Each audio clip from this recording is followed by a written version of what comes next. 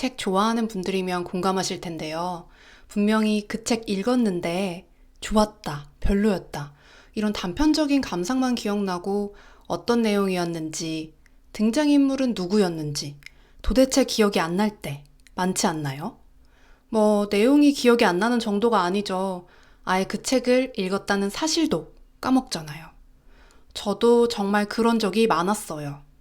작년에 리추얼 커뮤니티 민미에서 메이트분이 김현수 작가님의 산문집 지지 않는다는 말을 읽고 문장 필사 기록을 올려주신 거예요. 문장이 너무 감동적이어서 저도 바로 따라서 구매를 해서 읽었어요. 그런데 한 80% 정도 읽었을 때 느낌이 이상한 거예요. 묘한 기시감이 들더라고요. 이 문장 읽었던 것 같은데? 그래도 크게 대수롭지 않게 여겼어요. 워낙 책을 많이 읽기도 하고 김현수 작가님 책도 여러 권 읽은 적이 있어서 어딘가에 인용된 문장이었거나 비슷한 문장을 책에서 봤겠지 하고요. 그런데 에버노트 독서 기록 노트를 정리하다가 2018년에 이 책을 읽고 문장 필사 기록을 한 노트를 발견했어요. 아무리 5년 전이라곤 하지만 내용을 까먹는 것도 모자라 읽었다는 사실까지 까먹다니. 그것도 80% 읽을 때까지 너무 새로운 마음으로 와, 진짜 문장 너무 좋다. 이렇게 생각하며 읽었어요. 정말 충격적이더라고요. 제 소중한 시간과 집중력이 이렇게 아깝게 소모되다니. 그런 경험을 몇 번 더 하고 나서부터는 작년부터 독서법을 바꾸기로 결심했어요.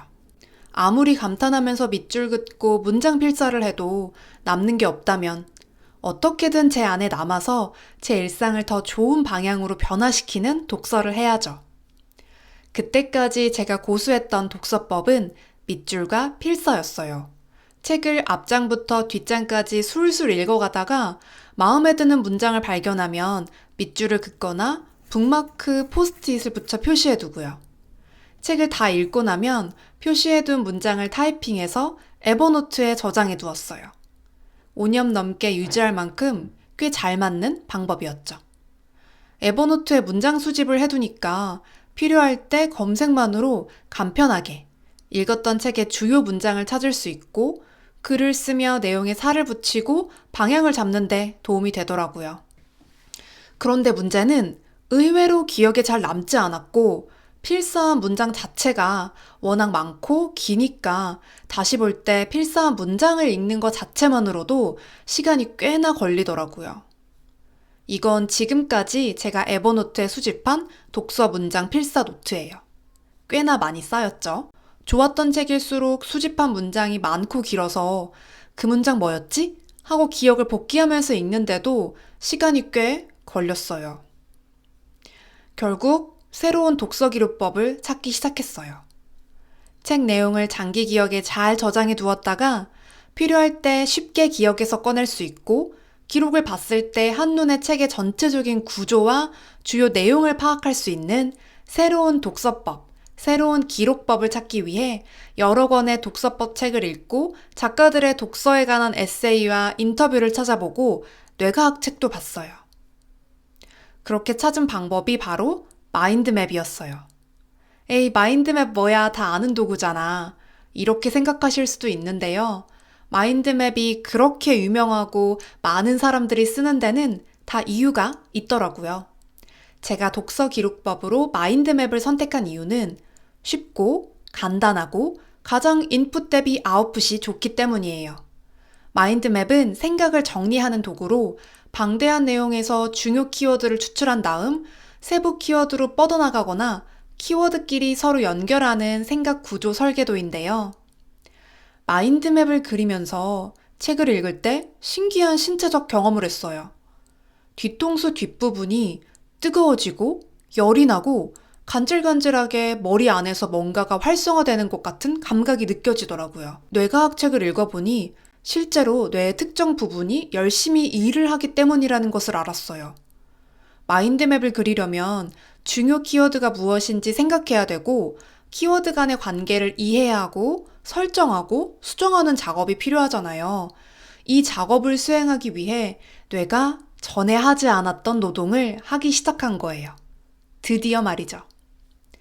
문장 필사를 하면서 수동적으로 그 문장을 받아들였다면 마인드맵을 그리면서는 적극적으로 뇌를 쓰면서 깊이 고민하고 나만의 해석을 창작하면서 읽게 되더라고요.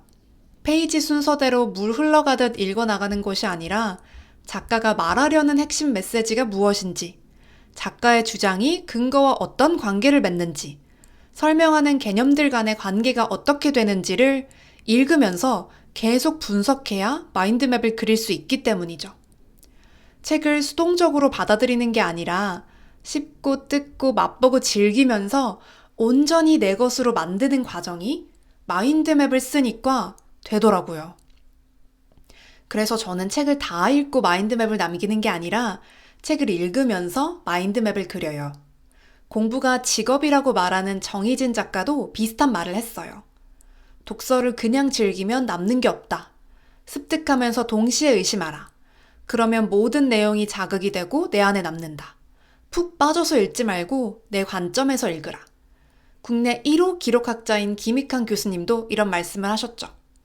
생각이 빠진 기록은 잘못된 기록이다. 밑줄 긋고 필사하며 책을 읽던 당시 저는 책을 많이 읽는다는 만족감을 느꼈었어요.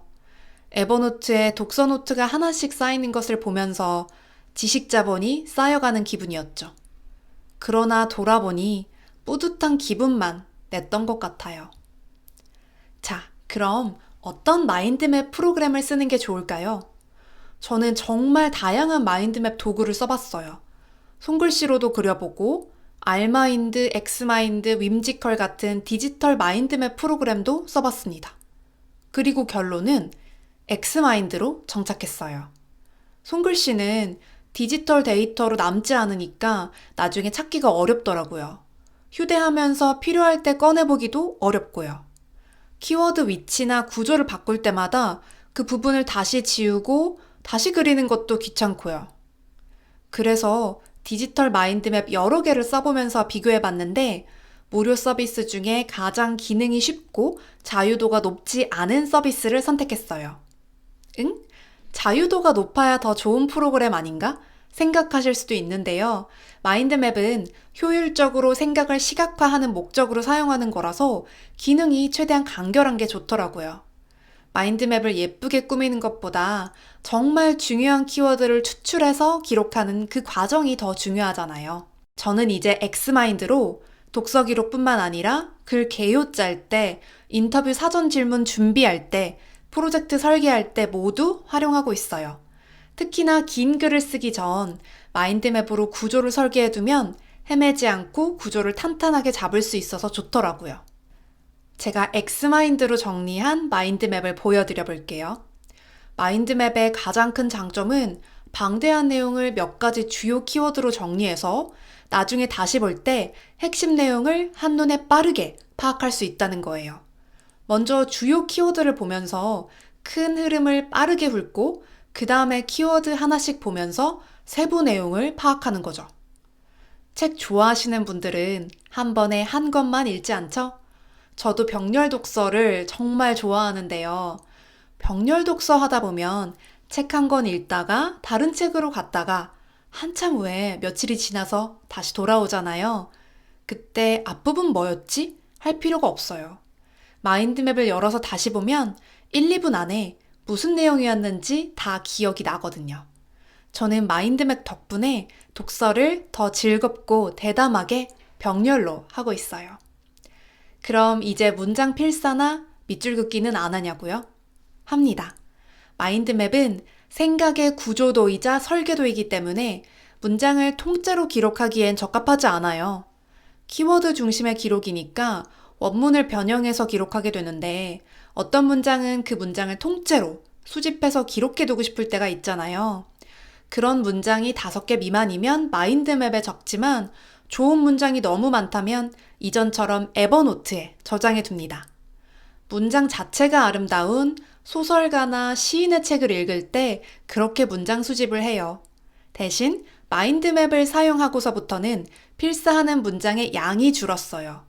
이전에는 중요한 내용이 포함된 문장과 기억하고 싶은 아름다운 문장을 모두 필사했다면 이제는 원문 그대로 나중에 써먹을 문장만 기록하기 때문이죠. 마인드맵을 쓰면서 책을 읽는 순서도 달라졌어요. 이전과 다르게 페이지 순서대로 읽지 않고 왔다 갔다 읽게 되었죠. 전체 맥락을 수시로 파악하고 지금 읽는 부분이 전체 맥락에서 어떤 역할을 하는지 이해하기 위해서예요. 주로 이런 순서를 거칩니다. 1번. 시작하는 글과 마치는 글을 먼저 읽어요. 작가가 이 책을 왜 썼는지 알 수 있어요. 2번. 목차를 꼼꼼하게 읽습니다. 가구 조립 전 설명서를 읽는 것과 같아요. 3번. 빠르게 책장을 넘기면서 휘리릭 봅니다. 이때 글자를 하나하나 읽는 건 아니고 책이 어떻게 편집되었는지, 관심 있는 부분의 첫 문장은 어떻게 시작하는지를 대충 봅니다. 4번. 이제 제대로 읽기 시작해요. 마인드맵과 밑줄, 필사를 적극적으로 합니다. 5번. 한 챕터를 읽을 때마다 목차를 보면서 이 내용이 구조적으로 어떤 위치에 있는지 확인해요. 6번. 한 파트가 끝날 때마다 전체 마인드맵을 다시 봅니다. 7번. 끝나고 나면 나만의 감상을 3줄 정도 적어요.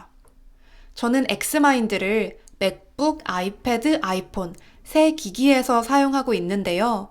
호환이 돼서 언제 어디서든 이동하면서 독서와 기록을 할 수 있다는 게 정말 좋더라고요. 버스나 지하철에서 이동하면서 읽었던 책 내용을 복기하기에도 좋고요.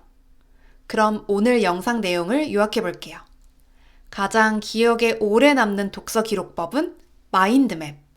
책을 읽으면서 핵심 키워드를 기록하고 세부 키워드로 전체 내용의 구조를 잡아가면서 읽습니다. 마인드맵을 그리면서 읽으면 수동적으로 받아들이는 게 아니라 적극적으로 지식을 나만의 해석으로 재구축할 수 있어요. 추천 마인드맵 도구는 엑스마인드 어플입니다. 여러분은 어떤 방식으로 독서 기록을 하고 있나요? 기록법에 정답은 없으니까요. 여러분만의 기록법, 추천하고 싶은 도구가 있다면 댓글로 알려주세요. 감사합니다.